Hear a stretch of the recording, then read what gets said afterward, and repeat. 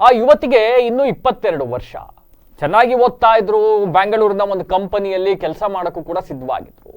ಈ ನಡುವೆ ಹಾಸನದೇ ಓರ್ವ ಯುವಕನೊಟ್ಟಿಗೆ ಸ್ನೇಹ ಸಲುಗೆಯಿಂದ ಪ್ರೀತಿಯಾಗಿ ಇಬ್ಬರು ಒಬ್ಬರನ್ನೊಬ್ಬರು ಪ್ರೀತಿಸ್ತಾರೆ.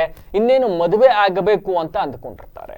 ಅಷ್ಟೊತ್ತಿಗಾಗಲೇ ಇಬ್ಬರ ನಡುವೆ ಒಂದಿಷ್ಟು ಜಗಳ ಇವೆಲ್ಲವೂ ನಡೆಯುತ್ತೆ.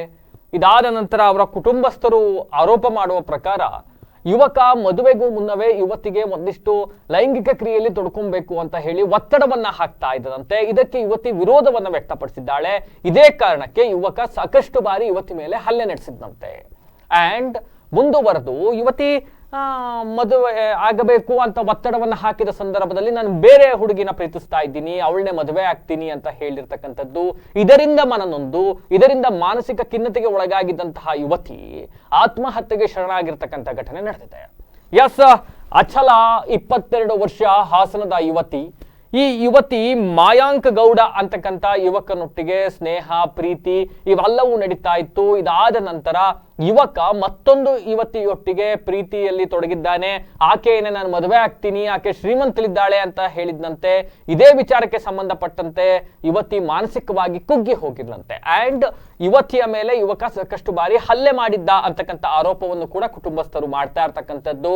ಅಂಡ್ ಯಾವಾಗ ಇಷ್ಟು ವರ್ಷ ಪ್ರೀತಿ ಮಾಡಿ ಮದುವೆ ಆಗೋದಿಲ್ಲ ಅಂತ ಹೇಳ್ತಾನೋ ಆ ಸಂದರ್ಭದಲ್ಲಿ ಯುವತಿ ಹುಡುಗನ ತಾಯಿ ಜೊತೆ ಮಾತನಾಡಿದ್ದಾಳಂತೆ. ಆ ಸಂದರ್ಭದಲ್ಲಿ ಯುವಕನ ತಾಯಿಯೂ ಕೂಡ ಯುವತಿಗೆ ನಿಂದಿಸಿರ್ತಕ್ಕಂಥದ್ದು. ಈ ಹಿನ್ನೆಲೆಯಲ್ಲಿ ಯುವತಿಯ ಆತ್ಮಹತ್ಯೆಗೆ ಯುವಕ ಹಾಗೂ ಆಕೆಯ ತಾಯಿಯೇ ಕಾರಣ ಅಂತಕ್ಕಂಥ ಆರೋಪವನ್ನ ಕುಟುಂಬಸ್ಥರು ಮಾಡ್ತಾ ಇರ್ತಕ್ಕಂಥದ್ದು. ಅಂಡ್ ಈ ಯುವತಿ ಏನು ಆಶಿಕಾ ರಂಗನಾಥ್ ಅವರ ಸಹೋದರಿ ಅಂತ ಕೂಡ ಹೇಳಲಾಗ್ತಾ ಇದೆ. ಅಂಡ್ ಒಟ್ಟಿನಲ್ಲಿ ಪ್ರೀತಿ ಪ್ರೇಮ ಇವೆಲ್ಲವೂ ಕೂಡ at the end of the day ultimate ಸಾವಿಗೆ ಹೋಗಿ ನಿಂತು ಬಿಟ್ರೆ ಎಲ್ಲ ಒಂದು ಕಡೆ ಆ ಪ್ರೀತಿ ಪ್ರೇಮಕ್ಕೆ ಅರ್ಥವೇ ಇರೋದಿಲ್ವಾ ಅಂತಕ್ಕಂಥದ್ದು ಕೂಡ ಅನ್ಸುತ್ತೆ ಈ ಸಂದರ್ಭದಲ್ಲಿ.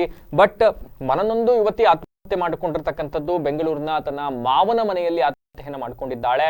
ಈ ಆತ್ಮಹತ್ಯೆಗೆ, ಈ ಸಾವಿಗೆ ಏನು ಯುವಕ ಮಾಯಾಂಕ್ ಗೌಡ ಹಾಗೂ ಅವರ ತಾಯಿ ಮೈನಾ ಅಂತಕ್ಕಂಥವ್ರು ಇವರೇ ಕಾರಣ ಅಂತ ಹೇಳಿ ಕುಟುಂಬಸ್ಥರು ದೂರನ್ನ ನೀಡಿರ್ತಕ್ಕಂಥದ್ದು. ಕುಟುಂಬಸ್ಥರ ದೂರಿನ ಅನ್ವಯ ಈಗ ಪ್ರಕರಣ ಕೂಡ ದಾಖಲಾಗಿರ್ತಕ್ಕಂಥದ್ದು.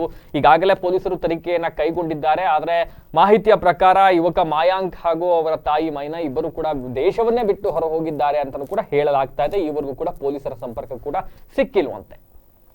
ಒಂದು ಕುಟುಂಬಕ್ಕೆ ಅನ್ಯಾಯ ಆಗಿದ್ದೇ ಆಗಲಿ, ನಿಜವಾಗಿಯೂ ಯುವತಿಗೆ ಅನ್ಯಾಯ ಆಗಿದ್ದರೆ ನ್ಯಾಯ ದೊರಕಲಿ ಅನ್ನೋದು ಕೂಡ ನಮ್ಮ ಆಗ್ರಹ.